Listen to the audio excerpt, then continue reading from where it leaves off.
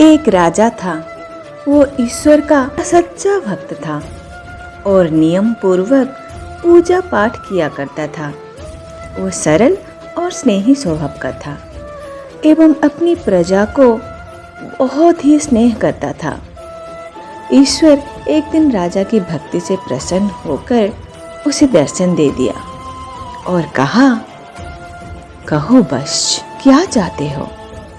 राजा ने कहा, मेरे पास यूं तो सब कुछ है प्रभु, कहीं कुछ भी कमी नहीं है। मैं अपनी प्रजा को अपनी संतान की तरह चाहता हूँ। मैंने तो आपके साक्षात दर्शन कर लिया है। मैं चाहता हूँ कि मेरी प्रजा भी आपके दर्शन कर सके।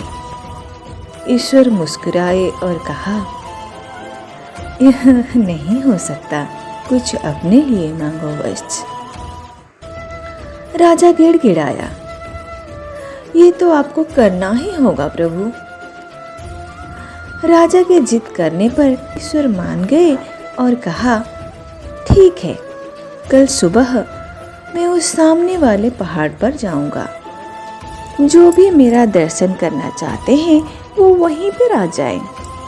फिर राजा ने मंत्री से कहकर राज्य भर में ढिंढोरा पिटवा दिया कि जो भी ईश्वर के साक्षात दर्शन करना चाहता है वो उस पहाड़ी पर हमारे साथ आए। सुबह सुबह एक बड़ा सा काफिला पर्वत पर चढ़ने लगा। आगे आगे राजा और रानी, पीछे लोगों की भीड़। कुछ दूर आगे बढ़े तभी तांबे के सिक्कों का पहाड़ दिखाई दिया। लगभग आधे लोगों को लालच आ गया और वह उन सिक्कों की ओर भागे। राजा देखकर निराश हो गए, पर कर ही क्या सकते थे। थोड़ी दूर और चले, फिर कुछ देर बाद उन्हें दिखाई पड़ा एक चांदी के सिक्कों का पहाड़।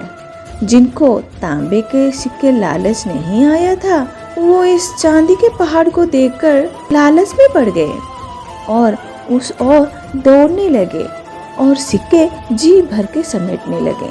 राजा ने निराश होकर उनकी तरफ देखा और फिर आगे बढ़ गए। एक बार फिर राह में पहाड़ दिखाई देने लगा।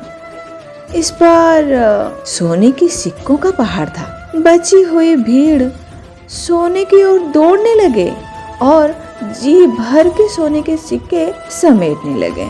राजा ने मुड़कर देखा, अब उसके साथ केवल रानी ही थी।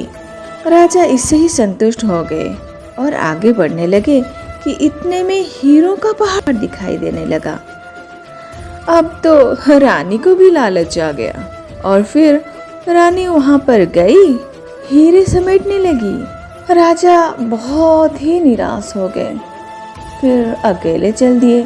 चोटी पर पहुंचने पर राजा ने देखा कि ईश्वर स्वयं वहां खड़े हैं और मंद मंद मुस्कुरा रहे हैं। राजा को देखकर बोले, कहाँ है तुम्हारी प्रजा? राजा को खामोश खड़ा देख ईश्वर ने कहा, हे राजन, मुझ तक वही पहुंचता है जो इन भौतिक साधनों से अपनी दूरी बना मुझे याद करता है। मैंने मनुष्यों को 2 आंखें तो दुनिया देखने के लिए दी है।